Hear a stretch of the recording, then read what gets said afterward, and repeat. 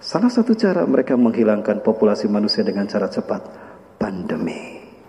Di sini dibahas COVID-19 ciptaan mereka. Ada satu persepsi yang nampaknya harus diluruskan tentang kepemimpinan di dalam Islam. Ada orang mengatakan kalau Rasulullah ini adalah pemimpin negara. Masya Allah, demi Allah, tolong saksikan Bapak Ibu, itu fitnah. Saya tanya kepada orang yang mengatakan Rasulullah adalah pemimpin negara, mana negara Rasulullah? Mekah dan Madinah. Allahu Akbar. Berarti di luar Mekah dan Madinah Rasulullah bukan Nabi dan Rasul. Bapak Ibu, ketika Rasulullah berada dimanapun di alam semesta ini, beliau adalah rahmatan lil alamin. Ini namanya fitnah.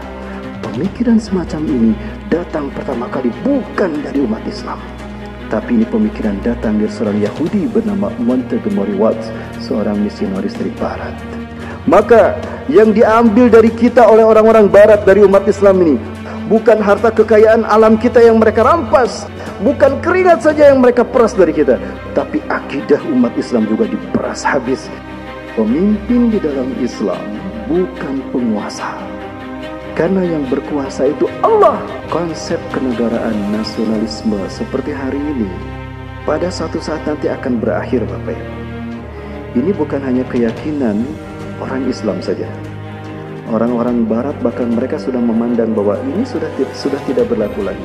Sekarang yang ada adalah new normal, dan new normal yang dimaksud adalah the new world order, tatanan dunia baru. Satu komunitas yang terdiri dari global elite intelektual dunia, Bill Gates, dari para bankir dunia sekelas George Soros, ada Rockefeller, kemudian ada perusahaan-perusahaan besar raksasa sekelas Microsoft. Mereka sekarang bersatu untuk meriset peradaban kita.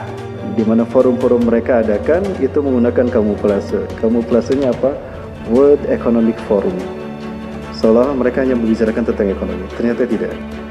Nah, mereka berencana bahwa mereka akan melakukan upaya gila. Mereka akan meriset peradaban kita di tahun depan. Judulnya The Great Reset 2021.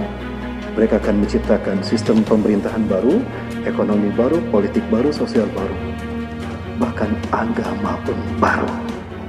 Mereka bisa menciptakan tsunami, mereka bisa menciptakan gempa bumi. Itu Bapak Ibu yang gilanya mereka. Dan perang nuklir, demonstrasi, chaos itu bisa mereka ciptakan.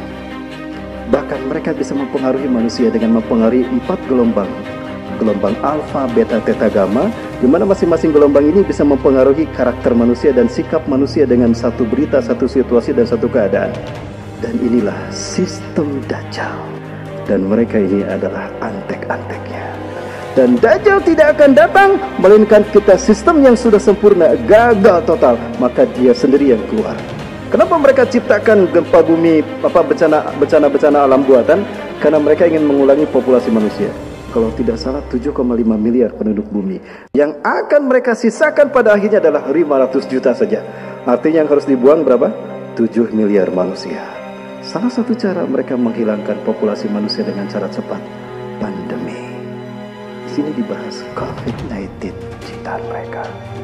Pandemi COVID-19 ini adalah rekayasa mereka. Ada juga ketua PBB, dia tahu ini gila tapi dia bagian dari itu. Ya, Antonio Guterres. Ini ada ketua Mastercard. Jadi nanti sistem finansial kita akan diatur sama dia, tidak lagi menggunakan uang kertas, Bapak Ibu. Uang kertas ini akan hilang. Jangan simpan hartamu di uang kertas, simpan dalam bentuk emas, karena emas nanti akan bermanfaat ketika mereka menghilangkan uang kita, finansial kita. Dulu saya tidak pernah membayangkan mereka bisa sehebat ini, tapi demi Allah, inilah cara Dajjal menguasai manusia. Dajjal mengendalikan kita, sadar tidak sadar kita dikendalikan Dajjal.